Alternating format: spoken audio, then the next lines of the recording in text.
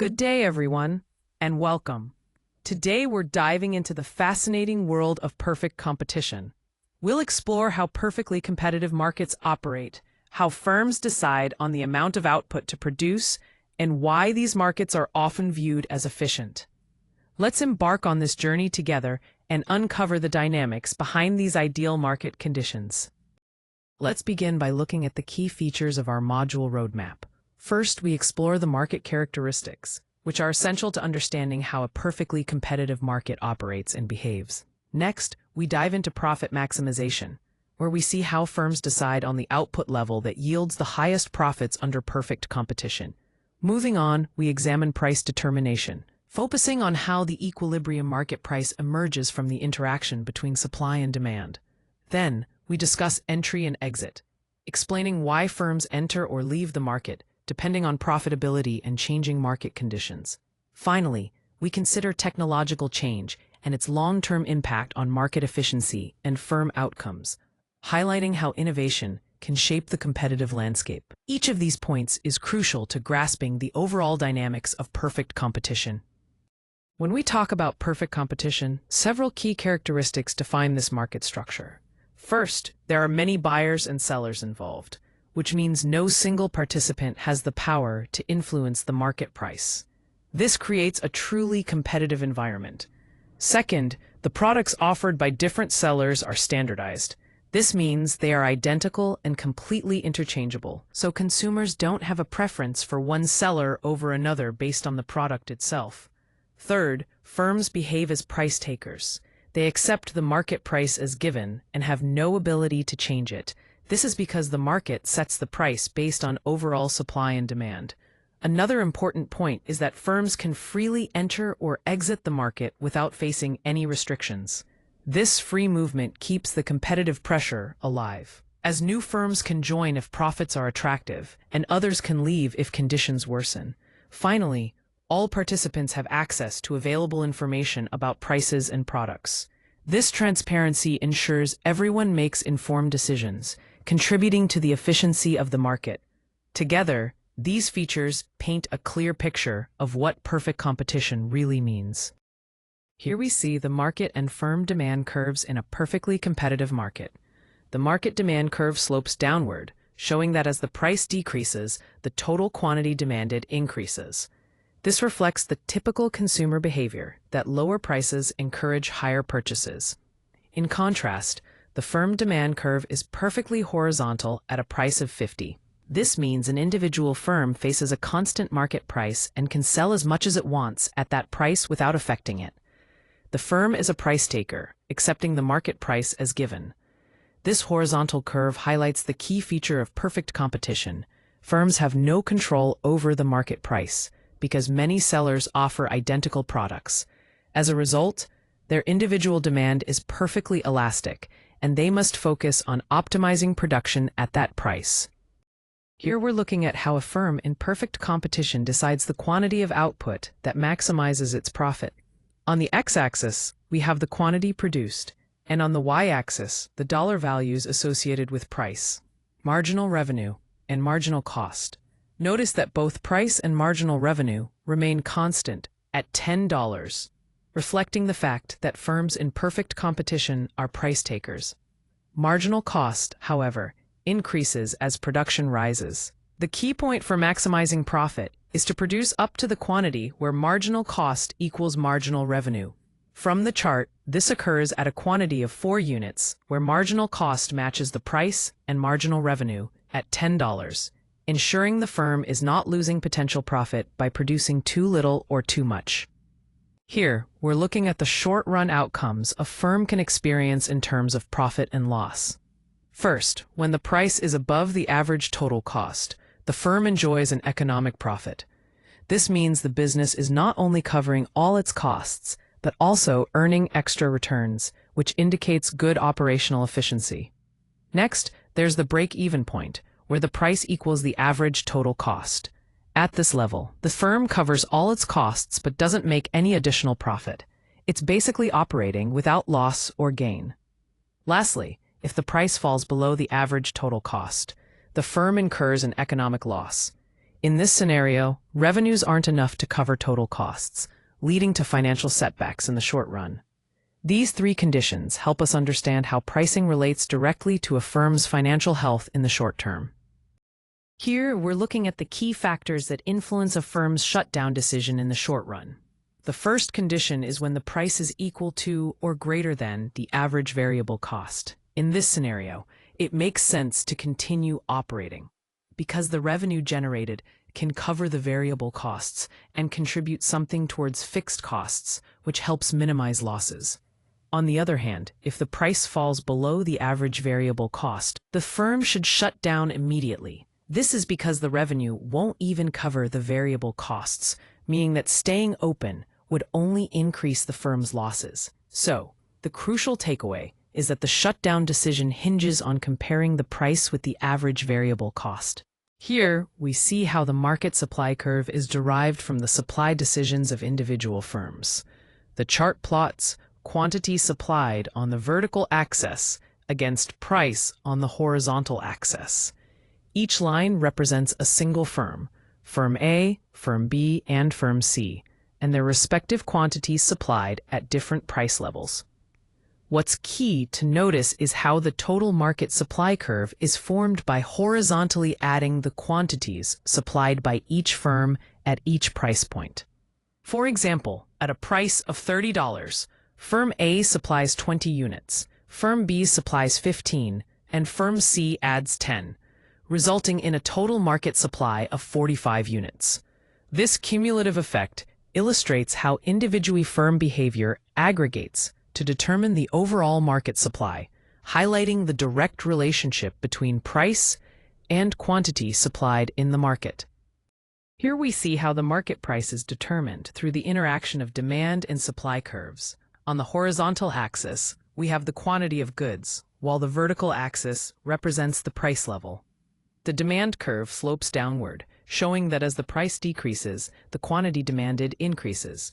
Conversely, the supply curve slopes upward, indicating that as the price rises, producers are willing to supply more.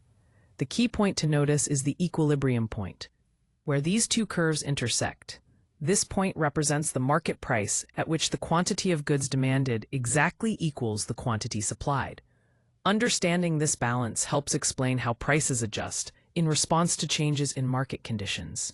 Here, we're looking at the dynamics of how firms enter and exit markets based on economic profit. First, when existing firms in a market are earning economic profits, this acts like a signal or invitation. Other firms see the potential for gains and decide to enter the market. This entry increases competition, which can eventually influence prices and profits.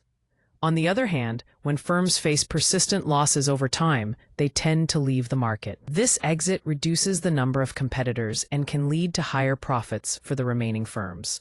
So the process of entry and exit is crucial in balancing the market, ensuring that firms are motivated by profit opportunities but will also exit when conditions are unfavorable.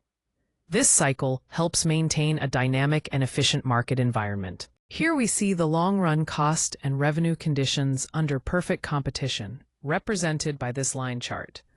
On the x-axis, we have quantity, and on the y-axis, cost or price in dollars. The three lines correspond to average total cost, marginal cost, and price. Notice that the price line remains constant at 6, reflecting the market price in a perfectly competitive setting, which firms take as given. As quantity increases, both average total cost and marginal cost initially decrease, hitting a minimum around quantity 5. At this point, the marginal cost equals the average total cost, and both are exactly equal to the price. This is critical because it marks the point of productive efficiency and zero economic profit in the long run. Beyond quantity 5, costs begin to rise again, showing diminishing returns. Importantly, the price line intersects the cost curves right at this minimum point, illustrating the long-run equilibrium where firms produce the quantity that minimizes cost and earn normal profit. No firm has an incentive to enter or exit the market at this point, reinforcing the stability of this equilibrium under perfect competition. On the left, we have productive efficiency, which happens when firms produce at the minimum point of their average total cost. This means resources are being used in the most cost-effective way, minimizing waste and ensuring goods are made at the lowest possible cost. On the right, we see allocative efficiency, which occurs when the market price equals marginal cost. This ensures that resources are allocated to produce the combination of goods that society values the most. Together, these two types of efficiency show how perfect competition leads to an optimal use of resources, balancing cost minimization with meeting consumer preferences. Here we see the economic surplus at market equilibrium in a perfectly competitive market. The chart highlights three key measures: consumer surplus, producer surplus, and deadweight loss. Notice that both consumer and producer surplus are at 100 relative units, indicating that both buyers and sellers are benefiting equally from the market transactions. This balance maximizes total surplus, which is the sum of consumer and producer surplus. Importantly, deadweight loss is zero, meaning there are no inefficiencies and resources are allocated optimally in this scenario. This is a core characteristic of perfect competition, maximizing total welfare without any loss. Here, we focus on how technological change leads to lower costs in production.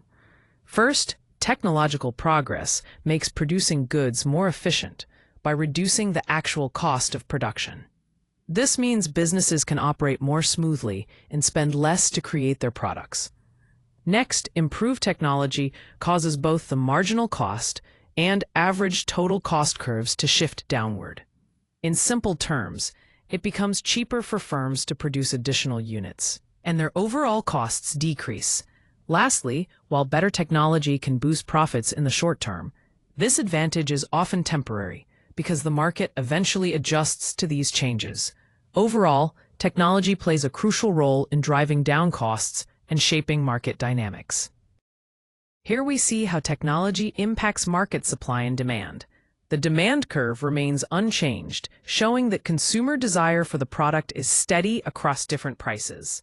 However, the supply curve shifts to the right, from the original supply to the shifted supply curve, indicating an increase in supply. This shift represents how technological advancements can reduce production costs or improve efficiency, allowing suppliers to offer more products at each price level.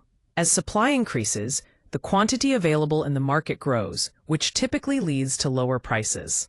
This visualization clearly demonstrates the fundamental economic principle that improved technology tends to boost supply, impacting market equilibrium by increasing quantity and reducing price. Here we focus on how innovation interacts with competition in the market.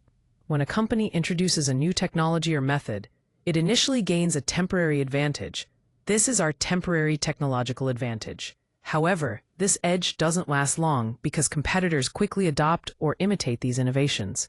This rapid diffusion means that any abnormal profits earned from the innovation diminish as others catch up. Ultimately, the benefits of new technologies become distributed more evenly across the market, driving overall progress but reducing the lead of any one player. This dynamic highlights the constant pressure companies face to keep innovating to stay ahead. When we look at perfect competition in the real world, the closest examples often come from agricultural markets. These markets tend to align well with the model because there are many sellers offering standardized products, which creates a very competitive environment. Moving beyond agriculture, commodity products like metals and raw materials also show many characteristics of perfect competition, though there are some deviations due to specific market factors. On the digital side, certain online goods that are highly standardized and undifferentiated can resemble perfect competition, especially when many sellers offer similar products. However, it's important to remember that perfect competition is more of an ideal benchmark than an exact description of most markets. Real-world scenarios often include complexities that the model doesn't fully capture. Let's review the key ideas to remember from this discussion. First, in a perfectly competitive market, firms are price takers, meaning no single seller can influence the market price since many sellers offer identical products. Next, producers maximize their profit by producing at the output level where marginal cost equals marginal revenue, which guides their supply decisions.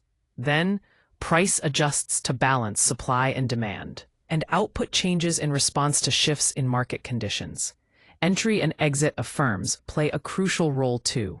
Firms enter the market when profits are positive and exit when profits fall below zero, which helps regulate the overall market supply.